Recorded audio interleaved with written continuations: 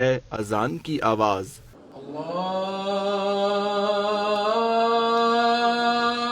اکبر اللہ اکبر۔